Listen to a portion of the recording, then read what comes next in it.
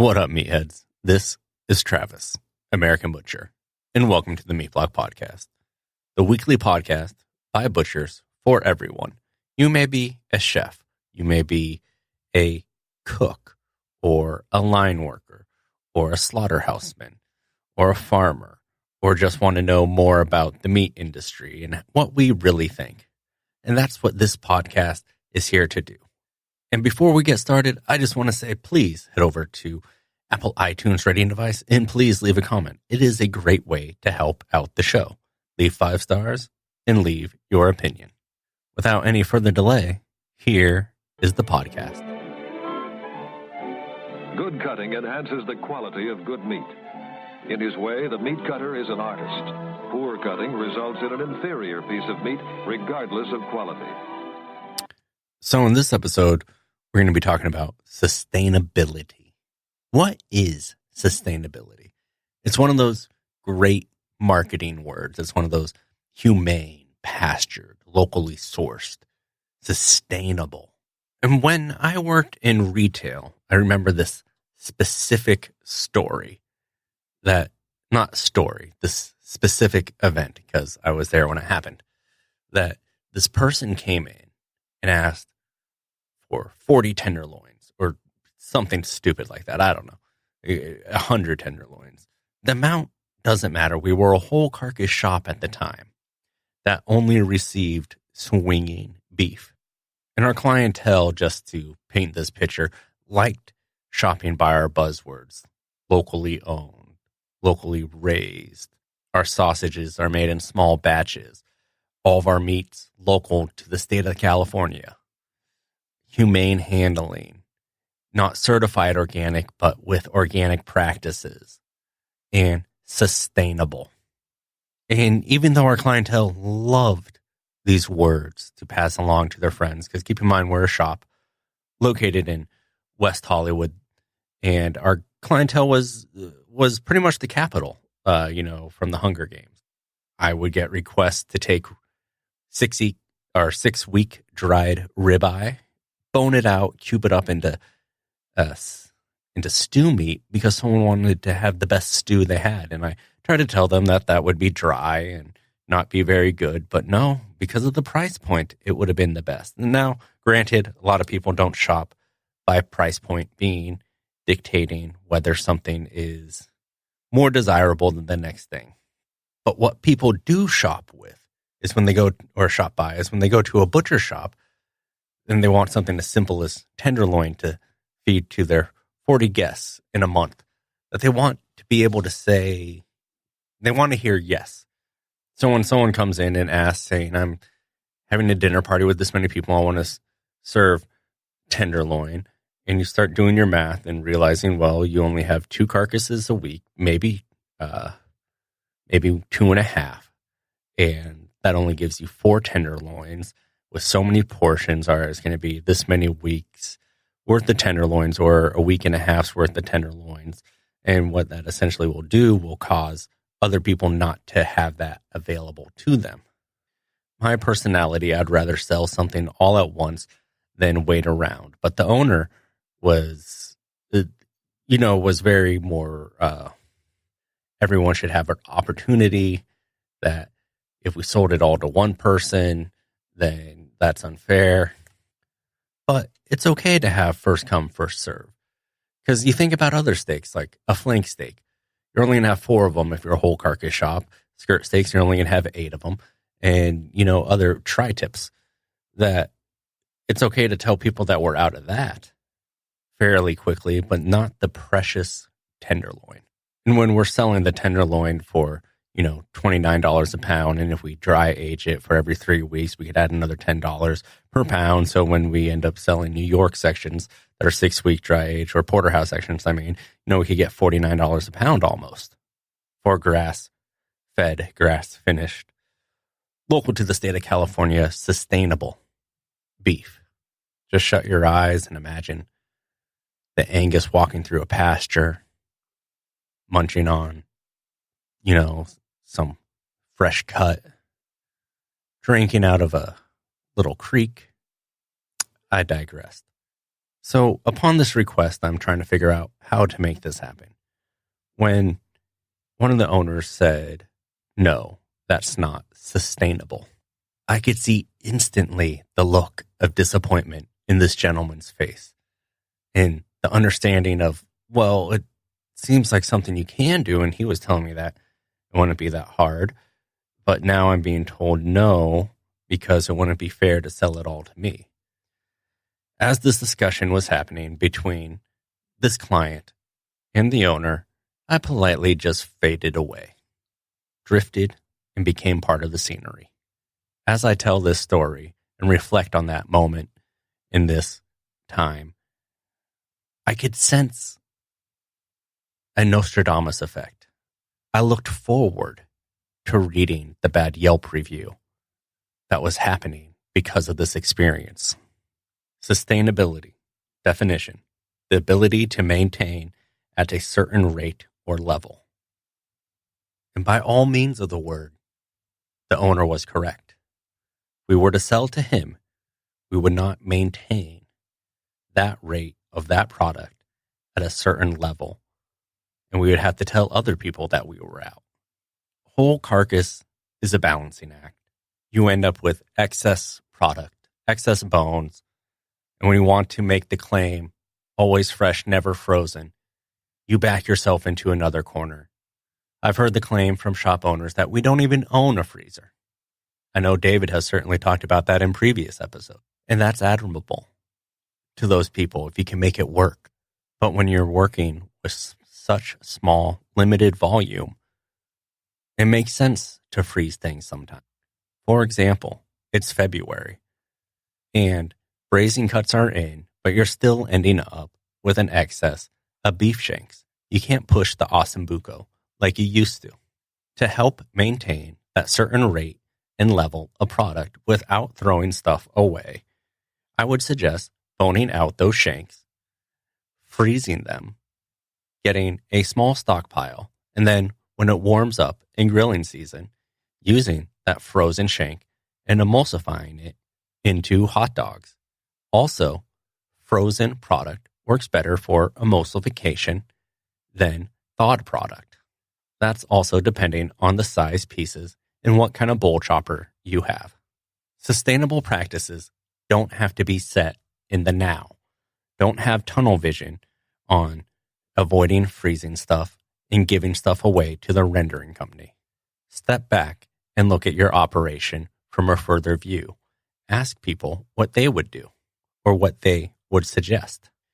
Because if you are stuck in some ways and still throwing away product or not finding ways to repurpose product, then you are not maintaining a consistent rate or level, aka not being sustainable.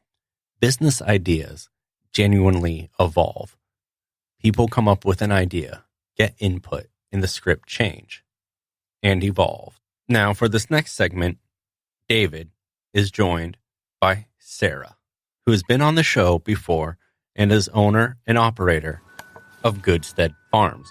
In a recent episode of the Meat Blog, we talked about regulations and labeling.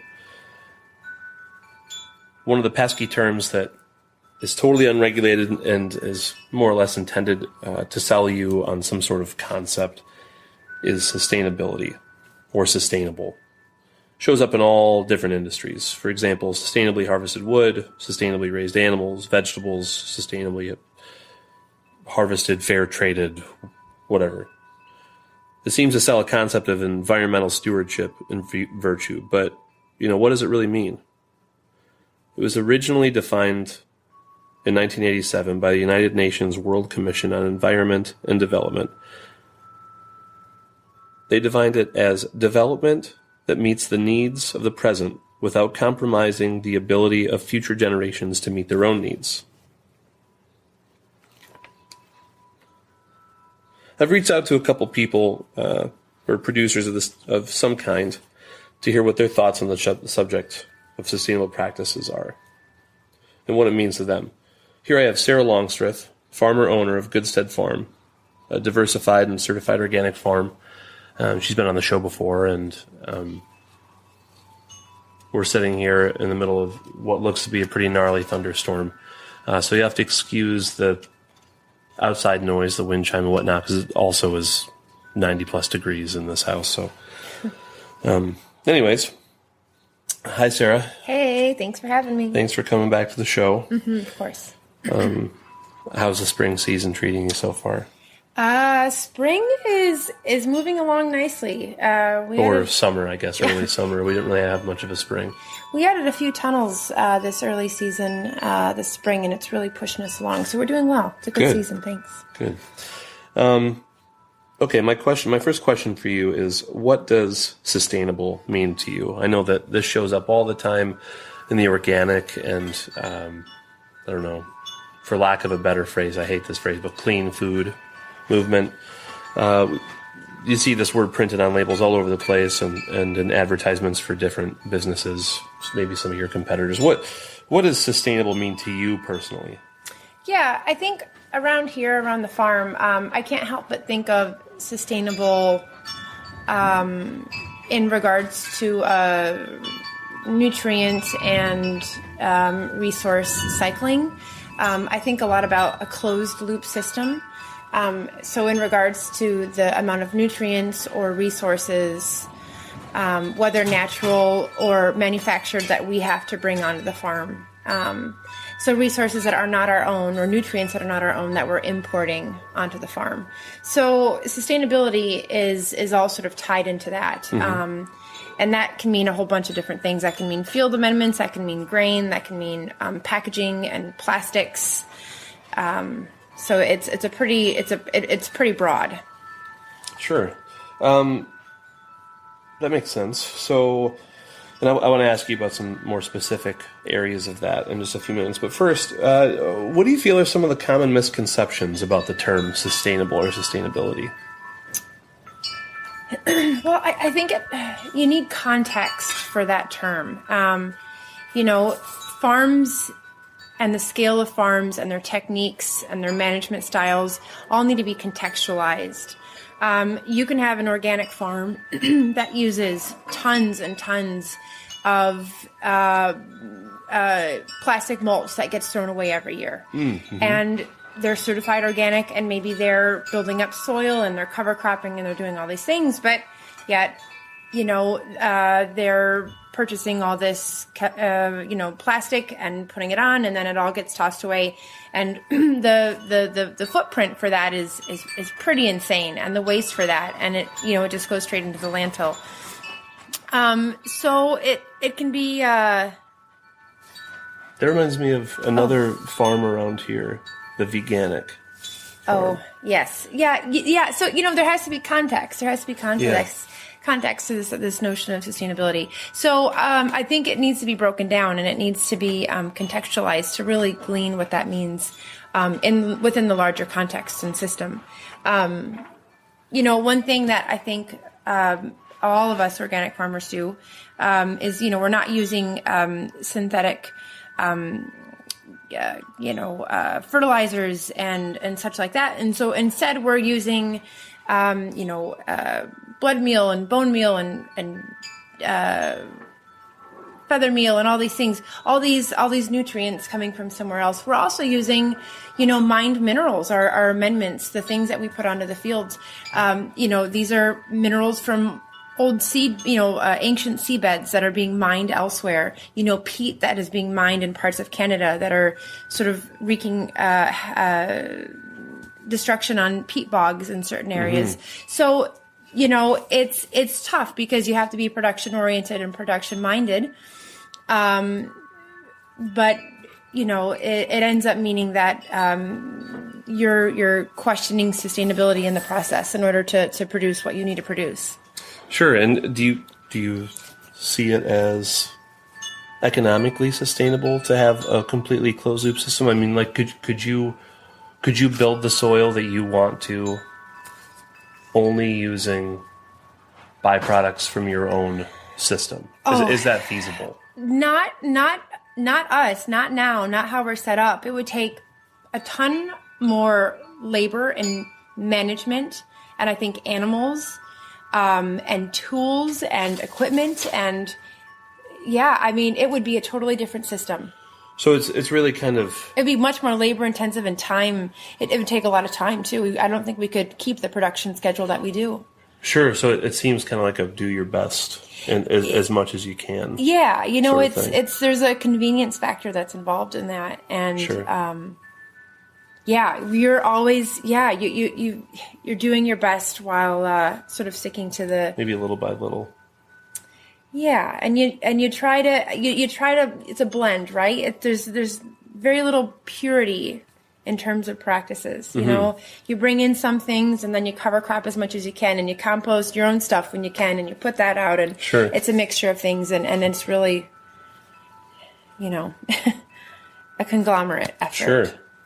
Sure. Do you think that it is possible to regulate this term? And if it was possible, if there was some sort of third-party sustainability auditor, do you think that it should be regulated the way that biodynamic or regenerative is becoming or certified organic?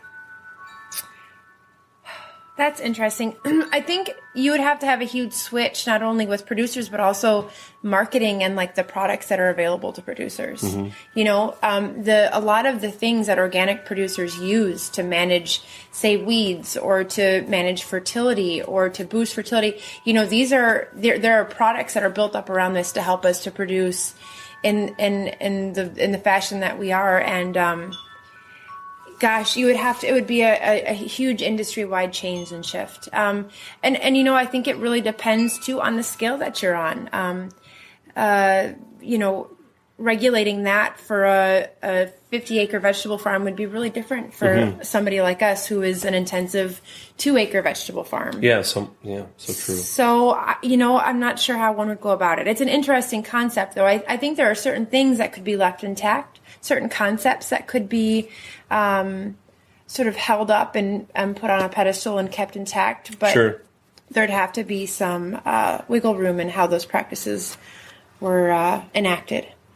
Yeah, indeed. And honestly, I feel like I deal with enough inspectors in my daily life that I don't want another one sniffing around.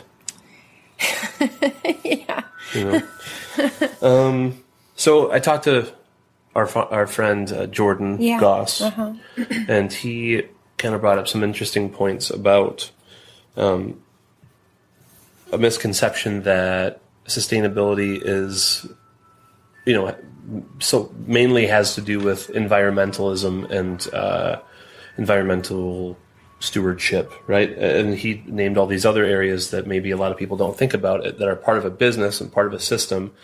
And, if you're environmentally sustainable, that's really great, but there's several other categories that aren't linked to that, for instance, if you've got this really awesome regenerative soil program on your farm where you could have a closed loop system of your own amendments, maybe you have to have a shit ton of workers and you can't absolutely pay any of them. It's not economically sustainable. So this is what I wanted to ask you about. These are some of the different different categories. So I see that though. I've worked on farms like that where, gosh, their practices are just spot on, but they have a literal small fleet of underpaid people or interns or something like that. Who just do an insane amount of work to uphold these sort of purity, these pure practices, and the results are beautiful. But gosh, that doesn't seem sustainable to me. No, it's not sustainable. What are some things you do in your business that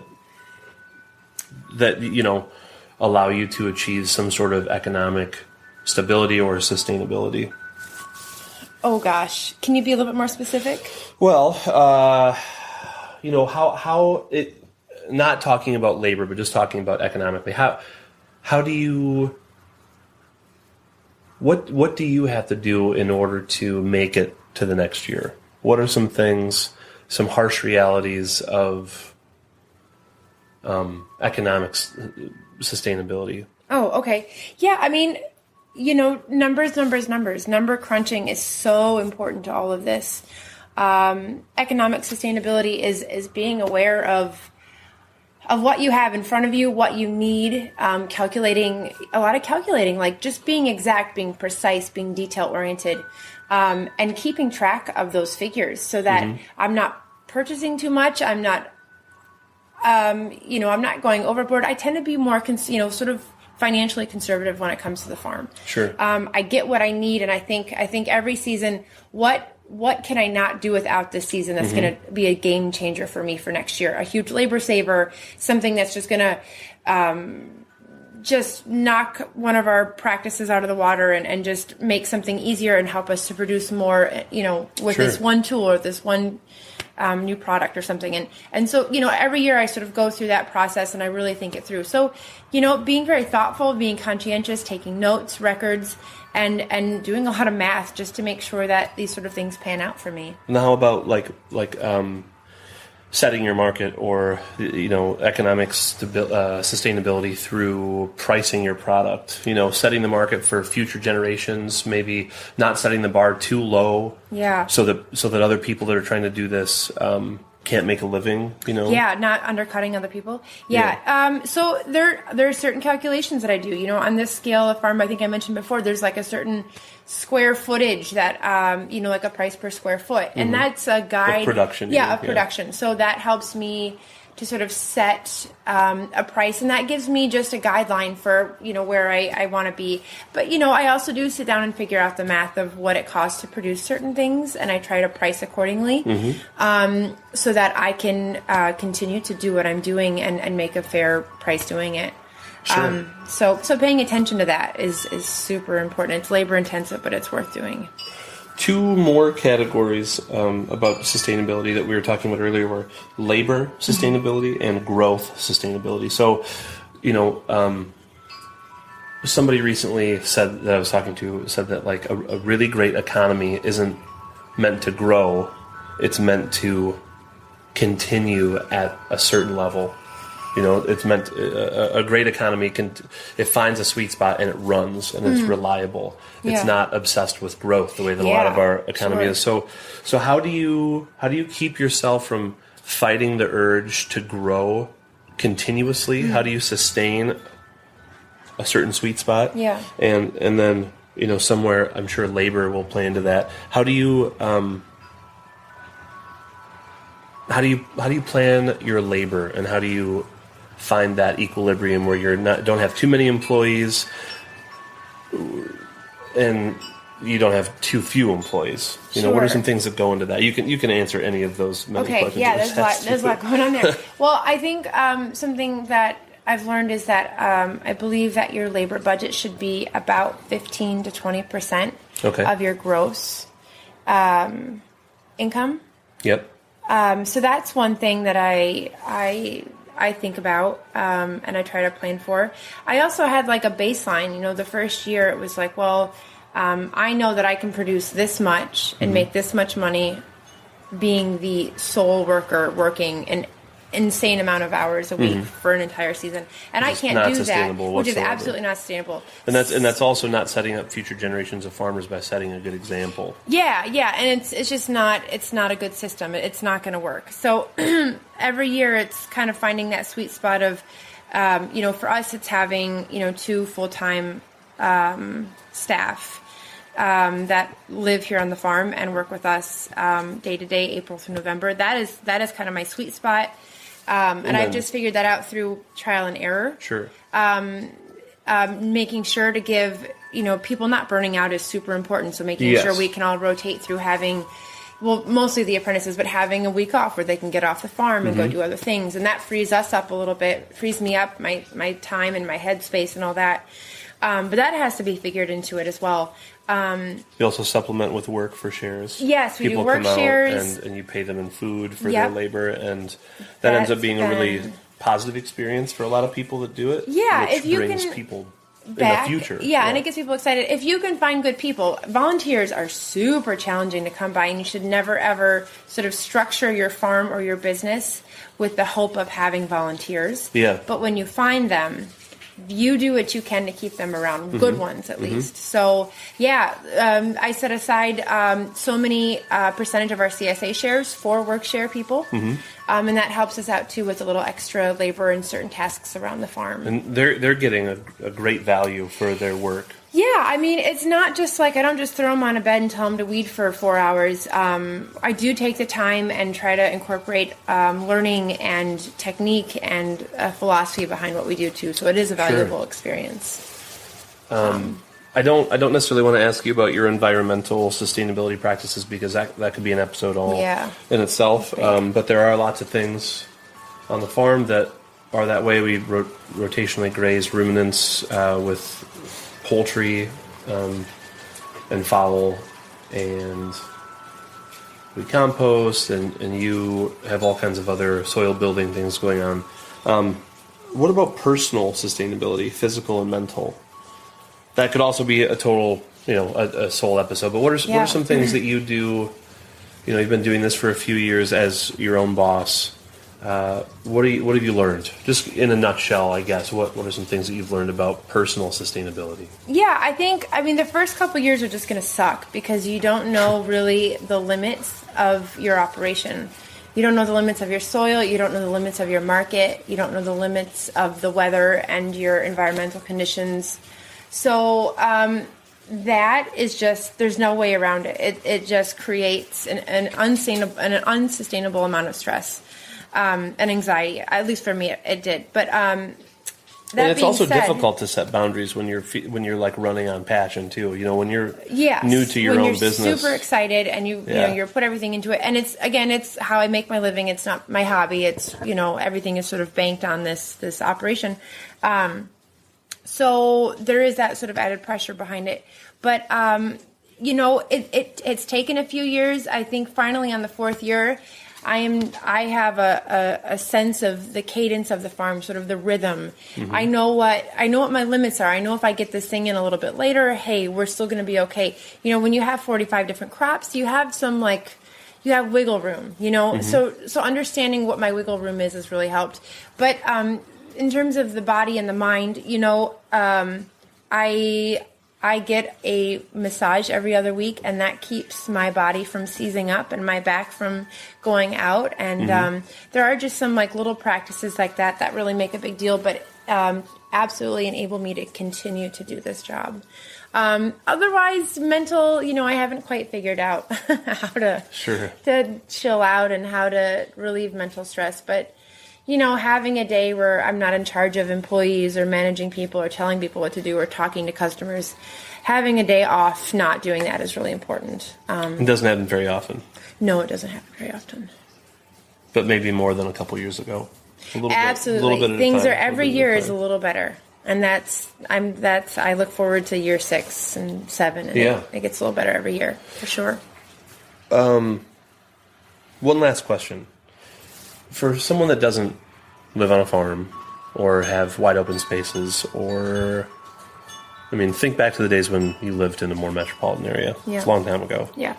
But what's some advice that you may have for someone who wants to start living more sustainably? Some baby steps for a person that is doesn't have all the room they want in every direction to, what are some kind of smaller things that people could do for themselves? Well, I think first of all, don't be afraid to not know how to do everything. It is really great to partner with people who are doing something well and not having to reinvent the wheel for every little new task. Mm-hmm. It's like you can homestead and do these things, but also sort of homestead in cooperation with other people and sort of share, strengths. Yeah. I think that's really important. But I think identifying other people in your area who are doing things really well and seeing what they're doing and how they're doing. I think even if you're just somebody in the city and you want to be more sustainable, I think, gosh, going out and knowing your producers, it's so stereotypical nowadays, that phrase know your farmer or whatever, but man, understanding practices, agricultural practices, and sort of knowing where you stand in the middle of all that, I think is really important. And finding people that are growing and producing in a way that jives with you is super important. Yeah. Also, supporting your local economy is super important to sustainability. Talk about transportation and import and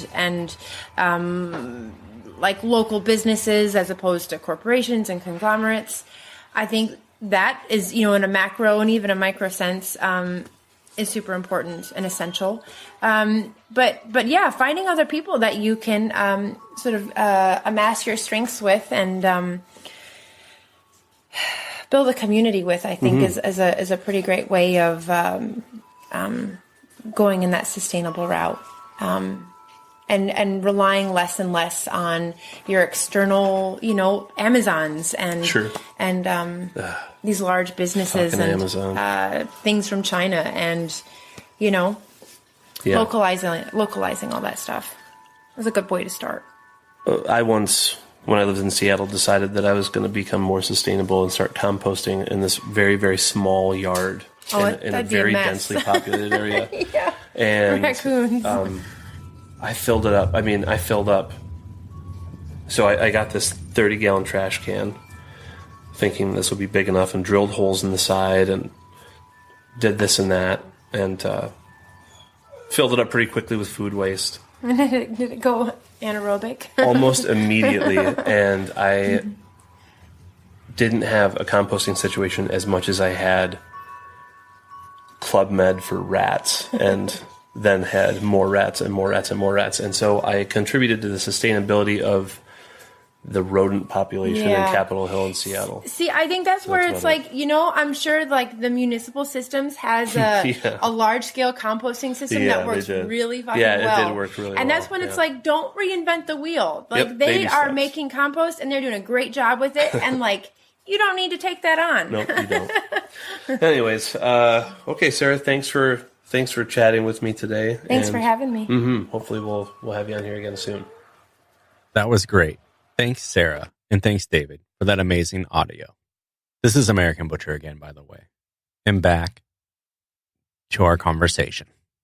The second definition of sustainability is avoiding the depletion of natural resources in order to maintain an ecological balance. Now, the meat industry also has the other side of it. The retail industry, to get that meat to the counter, has the slaughter industry. And we've obviously talked about it a ton in this show. And I'm sure we talked about it earlier in this episode. But that's where sustainability, a lot of people think the industry isn't. And it may very well not be when it comes to ecological footprints. But I know that there are some big producers that are trying their best to minimize the ecological footprint of the industry. You could take all your waste from a slaughter operation. I know a big plant out here in Washington that does about 1,500 head a day will take their methane out of the guts and before the soft marrow goes to rendering, and use that in a generator combustor to help power and heat the water of their plant. The same plant also has on-site rendering and donates certain parts of intestine to medical and science students across the country. Now, rendering, if done properly, could help create a more balance in this industry. The reason a lot of rendering companies don't want SRM or specified risk materials in the rendering product they pick up is because it may go back. It may make its way back into the food system, such as turning that rendering into fertilizer or turning that rendering into fish pellets, dog food, or possibly cosmetics, then skimming the product and making industrial grease to lubricate machines all over the world. I always find it funny when vegans post something from a smartphone when the grease to lubricate those machines were greased with animal byproduct. I'm, of course, talking about the grease to, that manufacture the phones, and also the glue to hold the phones together is most likely animal byproduct. Elmer's is hoof-free now, but there's a cow on the bottle for a reason. At the end of one summer, when I was working in a small shop, we went into the freezer. It was a nightmare, bones piled to the ceiling in this effort to be sustainable of never throwing anything away. Yes, they were in luggers and cryo bags. There was barely, if any, identification as far as date or lot identifier. It caused anxiety. I would think about that freezer often, about what I'm going to do to make this sustainable. And back to that question about small shops. When you tell someone you're out of tenderloin or tri-tip, perhaps I could interest you in some knuckle bones. It doesn't sound that great. I know we talked about it in previous episodes, somewhat in depth, about how you could do a certain amount of wholesale out of your restaurant, out of your shop to restaurants. And if you could find one person to buy these bones who want to make stocks, then it could be a mutual symbiotic relationship. They get good bones and you get rid of them, and you could help push this idea that you're selling of sustainability. Now, we had this outlet, and in an effort to make money, one of the owners told someone who was buying about 50 pounds worth of beef bones from us a week that our price went up $1 a pound with little to no notice. This pushed their price per plate to the point where it was not economically viable to buy the bones from us. Instead of working something out to come up with a solution that would benefit both people, we didn't. The conversation ended there. And 4 months later, we threw away hundreds of pounds of bones. And when it's going into a dumpster and not even to a rendering facility, it doesn't benefit anyone. And as I was throwing away those bones, I laughed to myself and was like, well, that guy couldn't get his tenderloin because it's not sustainable. Then what the fuck is this? This next piece is by Ryan. Sustainability. The ability to be maintained at a certain rate or level. Sustainability. Avoidance of the depletion of natural resources in order to maintain an ecological balance.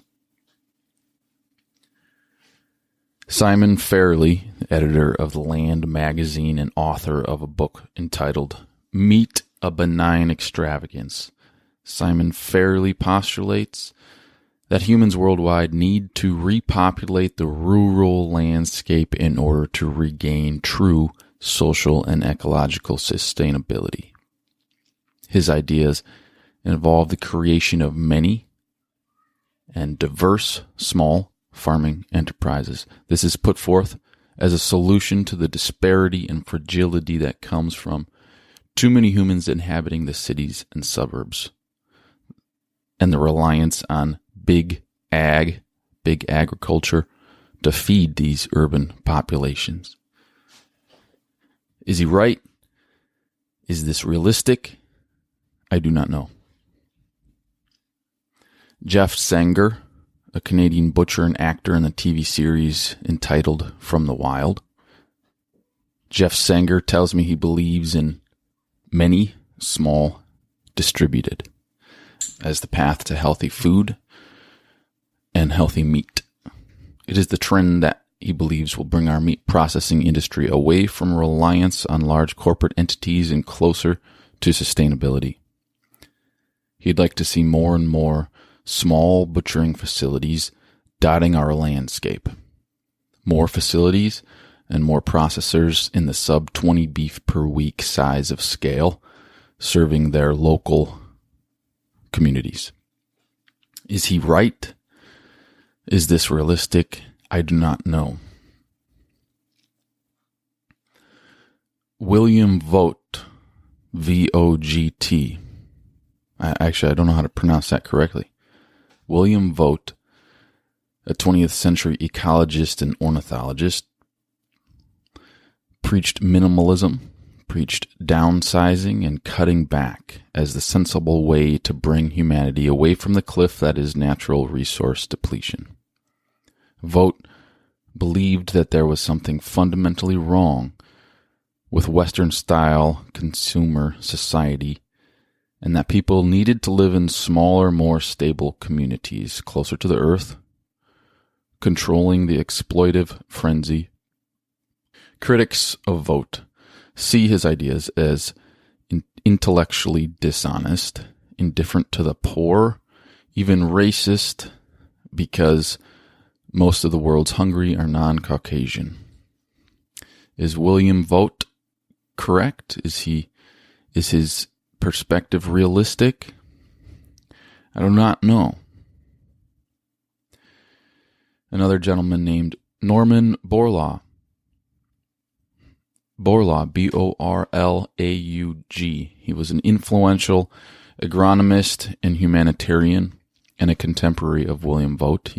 And Borlaug came to radically different conclusions than Vogt.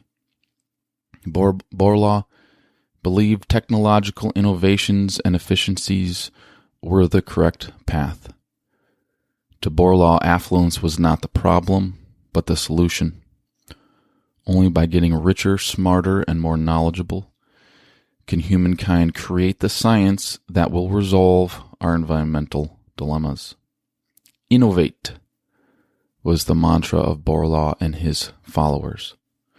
Critics of Borlaug say that his faith in human resourcefulness is unthinking, scientifically ignorant, or even driven by greed, because remaining within ecological limits will cut into corporate profits. Following Borlaug, they say, at best postpones an inevitable day of reckoning. Is Borlaug and his followers, are they correct in their perspective? Are they realistic in their perspective? Again, I do not know. Another idea, an idea I find most intriguing, comes from a northern Canadian rancher named Sheldon Frith. He believes that the planet could benefit from exponentially more numbers of grazing animals mobbed and moving in large numbers across our rangelands. He offers this vision not only as a remedy for human social problems, but also as a way to improve the ecological health of the planet. I do not know if his vision is intellectually sound or realistic, but it is fascinating and worth considering. Next, in this next section, I will attempt to offer some cliff notes on the history and thought process behind his ideas. He goes into very much depth in a book he wrote entitled A Letter to a Vegetarian Nation. Also, he has a PowerPoint presentation on YouTube entitled Northern Grazing Draft - Sheldon. Northern Grazing Draft - Sheldon. So we're all aware, here's the cliff notes now on the history that he presents. We're all aware of some of the planetary health warning signs that exist in the 21st century. Just to name a few, Sheldon mentions the decline in caribou herd numbers, the melting of permafrost, and the decline of shorebirds. Canadian caribou numbers have declined by 90% over the last 3 decades. The melting of permafrost is occurring rapidly, and in the next few decades it is predicted that this melting will become the number one source of greenhouse gas emissions into our atmosphere, surpassing emissions from fossil fuels, surpassing emissions from agriculture, and from wetlands currently inhabiting the position of the number one source of methane emissions. We're all familiar with the gravity of these concerns. Sheldon's views begin to diverge from the dominant climate change narrative when he next discusses what he believes to be the wider historical background and context for our planetary health crisis. He outlines an idea that northern Canadian ecosystems have been steadily declining for the last 10,000 years. The symptoms of modern climate change conditions were set in motion not just a few hundred years ago, but 10,000 years ago. And the planetary ecological baseline that existed prior to an event that occurred roughly 10,000 years ago, the conditions and the baseline at that time offers modern humans a useful sketch, a useful vision for planetary health, and offers clues for what actions we can take to begin to reverse some of the decline that has been occurring during the recent 10,000 years. So what was this ecological baseline that existed, and what happened 10,000 years ago to disrupt it? Long story short, there was a global mass megafauna extinction event. Megafauna being defined as animals roughly the same size or larger than a modern adult human. Many regions of the globe lost more than 80% of their megafauna during this mass megafauna extinction event. North and South America lost the most megafauna, together with parts of Northern Europe and Australia, the most being in that high 80% range of their megafauna was lost. Africa and Southern Asia lost the least megafauna comparatively, and they only lost around 20% of their megafauna. This is why when we think of elephants and giraffes, we usually associate them with the African continent or parts of Asia, because that's where they still exist in the most numbers. In truth, many regions of the planet used to support a dense web of giant mammal species. Prior to the events of 10,000 years ago, these megafauna experienced very stable ecological conditions that allowed for a period of between 5 and 20 million years in which they lived upon the earth in great numbers. 5 and 20 million years. There was this period of time. This period of planetary history, Sheldon believes, is relevant to our modern situation because he believes that all of our plants, soils, animals, insects, birds, and ecosystems as wholes have not yet recovered from the loss of these extremely important species of animals. A principle of evolution is that the longer an environmental condition exists, the more adapted things become to it. And eventually they come to rely on it. In this case, the presence of millions of huge animals is the environmental condition. And our ecosystems evolved with this as a stable condition for millions of years. And only in the past 80 to 10,000 years has this environmental condition been disrupted. Evolution takes a long time, especially when conditions have changed so dramatically. There's literally zero chance that our modern ecosystems have had time to adapt to the extinctions of these herds of huge animals. When you look at the longer history, and when we're talking in millions and millions of years of a stable environmental condition, and many, many, many millions of large animals on the planet, when you look at that length of time, the last 10 to 80,000 years is very small in comparison. Evolutionarily speaking. A tremendous diversity of large animals used to live in North America not that long ago. Giant rhinoceros, woolly Arctic rhinos, giant elk, giant bears, very much larger than our modern polar bears. There were mammoths, mastodons, and elephants in large numbers. There were lions and many types of horses and giant sloths. The list goes on and on. A multitude of giant bison species, camels, llamas, alpacas, many different types of large deer, sheep, goats, and also diverse giant predator species such as the dire wolves and saber-toothed tigers. The most dominant ecosystem on the planet for millions of years would be classified as mammoth steppe, S-T-E-P-P-E. These are vast grasslands that were inhabited by and maintained by large herbivores. These grasslands existed where there is modern-day tundra, and they were significantly less boggy and exponentially more efficient at carbon sequestration as compared to tundras. Research studies have been done that compare animal biomass per square kilometer, which is like the animal weight of animal bodies.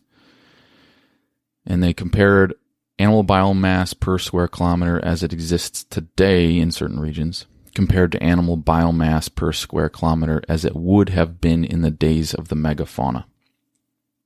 In the tundra areas of present-day Canadian Northern Territories, animal biomass is at roughly 15 kilograms of animal biomass per square kilometer. Research shows that northern tundra areas worldwide used to sustain, when they were mammoth steppe, they used to sustain about 10,000 kilograms of animal biomass per square kilometer.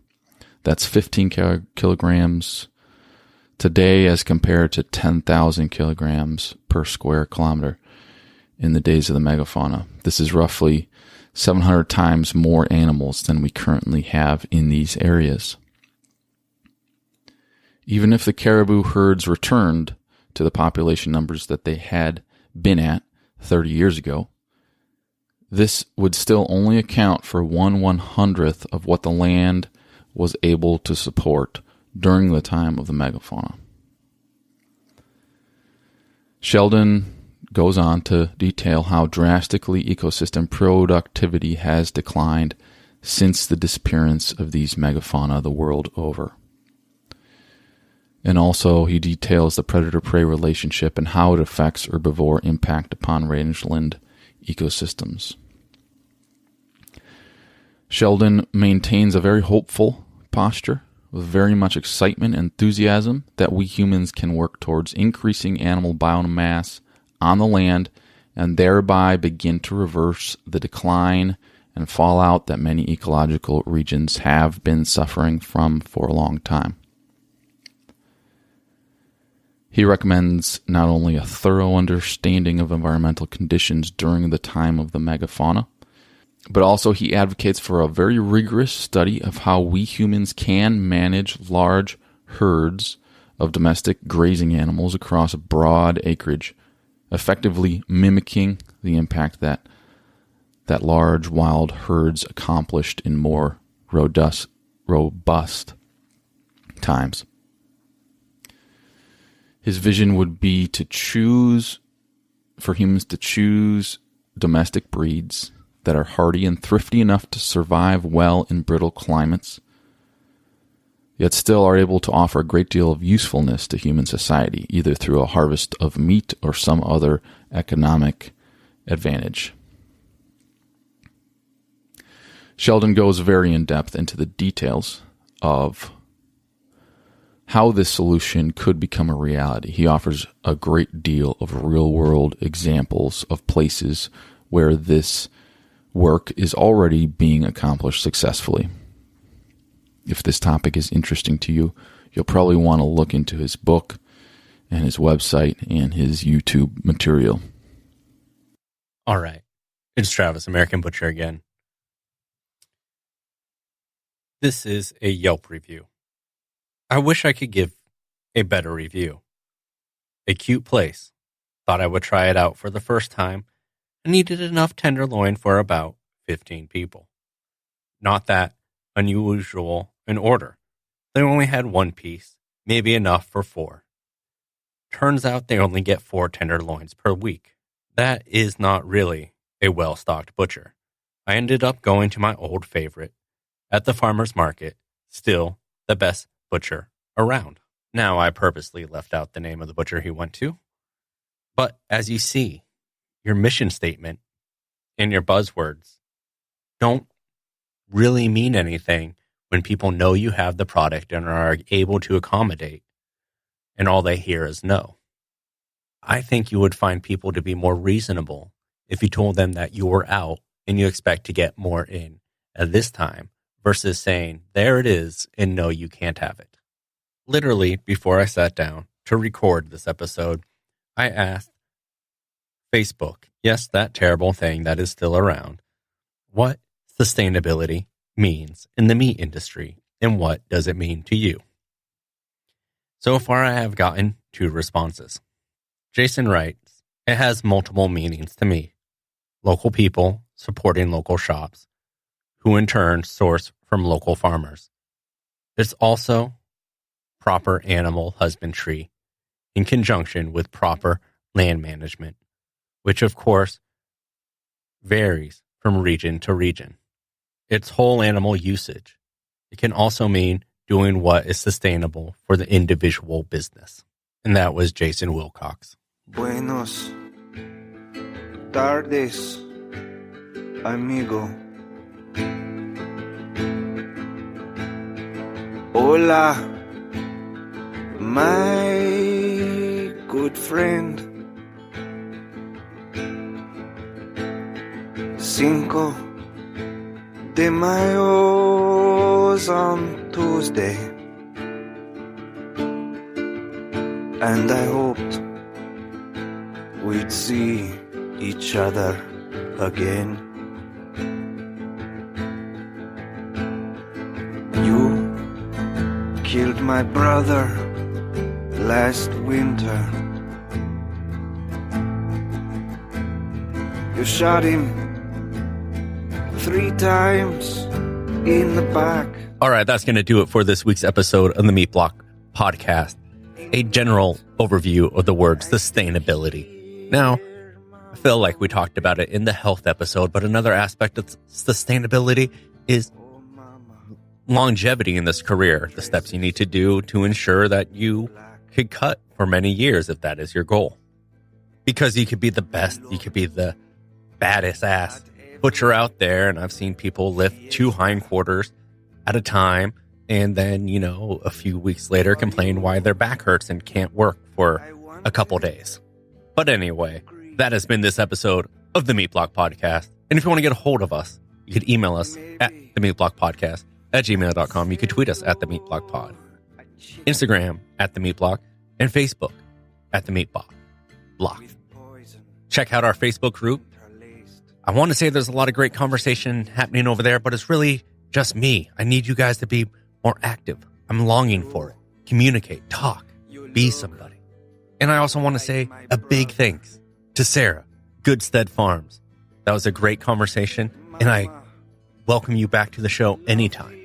Thanks to David. Thanks to Ryan. David is, of course, a farm butcher on Instagram, and Ryan is, of course, Gather and Break on Instagram. And if you want to get a hold of me, Travis, that's me. I'm not randomly saying the name Travis. If you want to get a hold of me, I'm at American Butcher on Instagram and Facebook.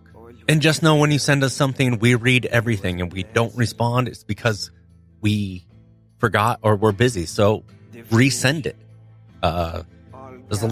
Someone recently said they don't know how we do this with our careers and having kids and all this stuff, and David being a full-time farmer. And it's just being reminded of the time. I don't know. We make it work, but one thing that I always disappointed in with myself is my ability to get back to the listener when there's a simple question, because I do want to do that. So just bug and bug and bug. And if you're looking for a way to support the show, the best way to do that right now is by opening up your podcast listening device, your portal that brings you my lovely voice to your most inner of ears. And please leave a 5-star, and please leave a comment. Like Frickton50. And also another way to support us is by going on Instagram and using the hashtag #TheMeatBlock. Hashtag #TheMeatBlock. Tag a friend in our content who may be in the industry. Tell someone. We want this to grow. We want to fill the time that we do put into this, that it's beneficial. We want the community to be strong. Just like Simon Butcher, Seb's Butchery, keeping it locked down, keeping it real. Big shout out to Let's Eat 101 for being our meathead of the week. And the way to do that is by using the hashtag #TheMeatBlock. Also, Airdrin Dick, those dog chews that you made out of the pig skin look good. I would take a little bit more fat off of it. You did ask me a question, and that is related. It's just not me being a cook and giving unsolicited advice. And if you couldn't tell, our outro song is a little bit different genre, kind of. I want to shift. It's harder and harder for me to find country songs that meet my criteria. So now I may be shifting more into just songs I genuinely like, other than that specific genre. So it may get weird, but embrace it. And until next time, keep your knife sharp and live with margin. And of course, this is Ween. Buenas tardes, amigos.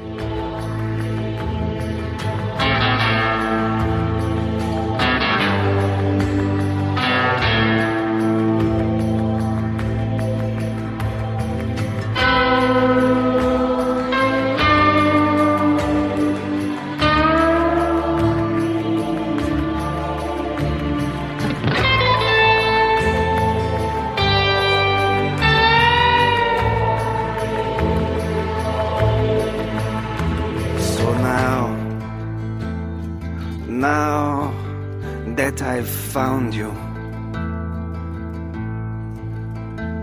on this such a joyous day, I tell you, it was me who killed him. But the truth, I'll never have to say. Buenos tardes, amigo. Hola, my good friend. Cinco de Mayo's on Tuesday, and I hoped we'd see each other again. Yes, I hoped we'd see each other again. I hoped we'd see each other again.